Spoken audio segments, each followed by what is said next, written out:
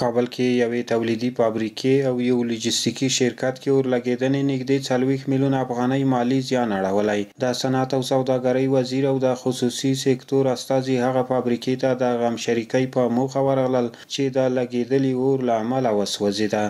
تقریبا 3 بجې د ورځې پرون د جمعې په ورځ د اطفائیې د راتګ سره تقریبا 15 دقیقې دربار ونیولې، خو له بده مرغه زموږ اساسي او مین ستونزه دا وه چې د سړک جوړېدو کار روان و، ویالې مکمله توګه باندې جوړې شوې نه وي. د دې د ځنډ له کبله یعنې تقریبا کارخانه په مکمله توګه تخریب شوله. تیره ورځ د کابل په پولي چرخي اړوند په قابل بای سیمه کې د شبیر عمر پلاستیک په نوم فابریکه او ورسره خوا کې یو ګودام چې د یو لوجستیکي شرکت اړوند و پکې اورلګېدنه رامنځته شوه چې له امله یې د تولیدي فابریکې او ګودام ټول وسایل او توکي وسوځېدل چې شبیر عمر فابریکې ته شاوخوا 22.5 میلیونه افغانۍ او د لوجستیکي شرکت ګودام ته شاوخوا 15 میلیون افغانۍ زیان اوختی دی. یکی از جمله کارگران ما آمدن مرا خبر کردن، من در دم در اینجا پیره بودم، گفت که آتش گرفته است اینجا. ما فورا آمدم اینجا، صدا زدیم که زنگ بزنی اطفائیه را. بالاخره اینجا فامیل خو همکاری کردیم که بچه‌ها فامیلی که آتش خاموش کنیم. آتش از این که فامیل قدرتش بالا بود دیگه توسط ما فامیلی خاموش نشد. بالاخره فامیلی که اطفائیه رسید دال فورا 10 دقیقه 20 دقیقه گذشته بود که اطفائیه رسید. خب به فضل احسان خدا آنقدر به قوت بالا فامیل اطفائیه آمد که تعداد زیادی هم بود از قوت‌های فامیل ما چیز اطفائیه ما.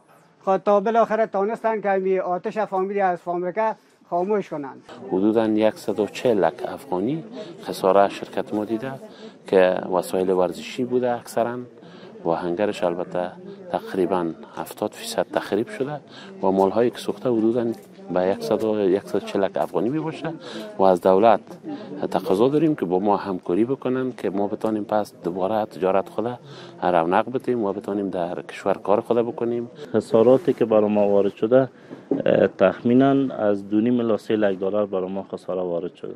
خواست ما از دولت همی است اگه ما حالا فعلا متضرر شدیم، همون صنعتکارایی که دیگه دوستای ما صنعتکارای ما امیر رقم متضرر نشه، باید زمین داده شود، اونا کمک‌های مالی امرایشان صورت بگیرد تا بتونن که یک چیز معیاری، یک جای معیاری برای خود جور کنن، همچه حوادث رخ نده. ورته مهال د صنعت او سوداګرۍ وزیر نورالدین عزیزی وویل ژر به همدې سوځېدلې فابریکې او نورو ټولو کرایه میشتو صنعتکارانو ته ځمکې توزیع کړو او د امکان په صورت کې به د خصوصي سکتور له جوړ شوي صندوق څخه در سره مالی مرسته هم وکړو. د دې ترڅنګ یې د هر ډول مرستې ډاډ ورکړ. به هر دو فابریکه و گودامی که اینجا هستند چند روز پیش یک دوست دیگه هم فابریکهشان سوخت. به هر 3 فابریکه ان شاء الله ما وعده میدیم اگه کدام کس دیگه میتونه یک موقع داشته باشه، اولین برنامه‌ای که به خاطر توزیع زمین می داشته باشیم به امید 3 فابریکه است ان شاء الله. و در قدم دوم مدت 3 سال شده که ما برنامه ریزی داریم که 500-600 فابریکه که ما در جاهای کرایی هستند، صنعتکار هستند، مستحق هستند و در قدم اولویت یا حقدار هستند که ما برازیا باید زمین توزیع کنیم. ان شاء الله در برنامه‌های خود داریم. صنعتکارانو د اطفائیې له مسؤلینو څخه مننه وکړه چې په وخت کې ځانونه رسولي دي او د اور د مهارولو په برخه کې هڅې کړې دي. دوی په خپلو خبرو کې د صنعتکارانو پر وړاندې د ستونزو د حل او صنعتکارانو ته د ځمکې په ورکولو ټینګار وکړ.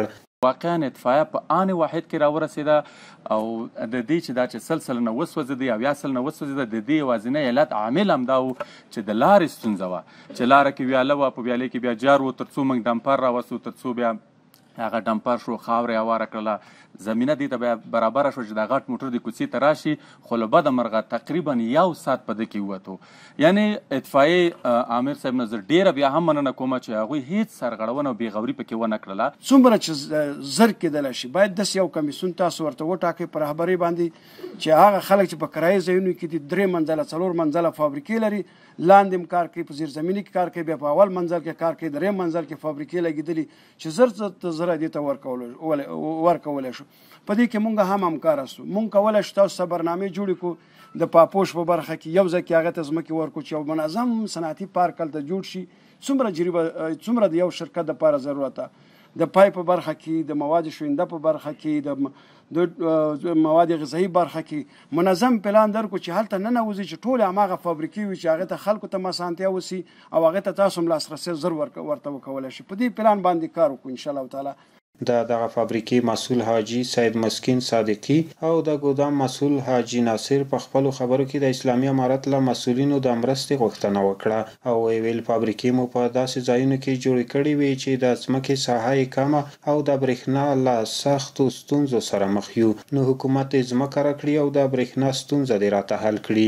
یگانه مشکل ما صنعتکارا که داریم همین بخش زمین است که ما اگر زمین ما از خود می داشتیم ما میتونستیم امی انگرای خود سیستم معیاری آباد میکردیم، چون که یک زمین زراعتی است ما نتونستیم که مقدار انگفتی دی انگرای خوب بسازیم دیگه. به مو خاطر مشکلات بیشتر صنعتکارا همی است که در جای کرایی کار میکنن. علت آتش سوزی را ما نمیفهمیم که چی بوده.